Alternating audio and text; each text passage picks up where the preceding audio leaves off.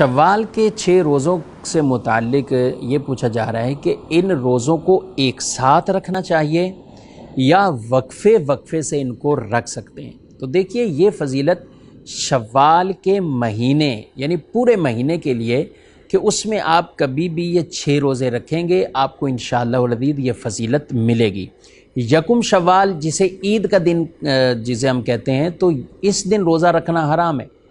ईद के दिन के अलावा अगले दिन से ही यानी 2 शव्वाल को अगर कोई रोज़ा रखना चाहे नफली तौर पर तो बिल्कुल ठीक है।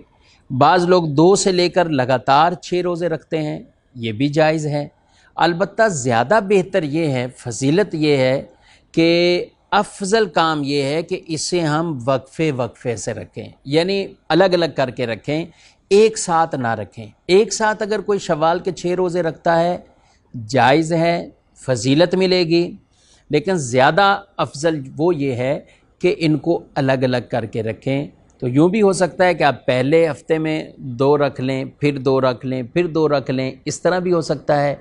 या जैसे वैसे भी पीर शरीफ का रोज़ा रखना सुन्नत मुबारक है, तो आप शव्वालुल मुकर्रम के 4 पीर में आपने रोज़ा रख लिया, 7 जुमरात में रख लिया, तो इस तरह आपको फ़जीलत शव्वालुल मुकर्रम के वो रोज़ों की भी मिल जाएगी। और इस नीयत के साथ यूँ आप इन रोज़ों को आप रखिए। बाज़ लोग समझते हैं कि शायद हम अपनी क़ज़ा जो रोज़े या औरतों पर बिलखुसूस जो क़ज़ा होते हैं रोज़े, उनके अंदर शव्वाल के ये 6 रोज़े भी शामिल हो जाते हैं, तो ऐसा नहीं है। क़ज़ा रोज़े जुदा हैं, शव्वाल के जो रोज़े आपने 6 रखने हैं वो जुदा तौर पर आपने रखने हैं, वो नफली तौर पर है।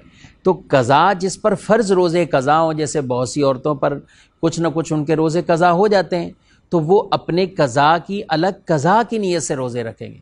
जो शव्वाल के रखने वो अलग शव्वाल के नफिल की नीयत से उनको वो रखेंगे, तो फिर ही उन्हें उसकी फ़जीलत हासिल हो सकेगी। तो बहरहाल मुख्तसर ये है कि एक साथ रखें तो भी जायज़ और वक्फ़े वक्फ़े से रखें तो ये भी जायज़, और ये ज़्यादा अफजल काम है कि हम अलग अलग करके एक साथ शव्वाल के 6 रोज़े ना रखें, बल्कि अलग अलग करके इनको रखा जाए। शव्वाल के महीने में 6 रोज़े आपने पूरे कर लिए तो इंशाअल्लाह आपको वो फ़जीलत पूरी मिलेगी।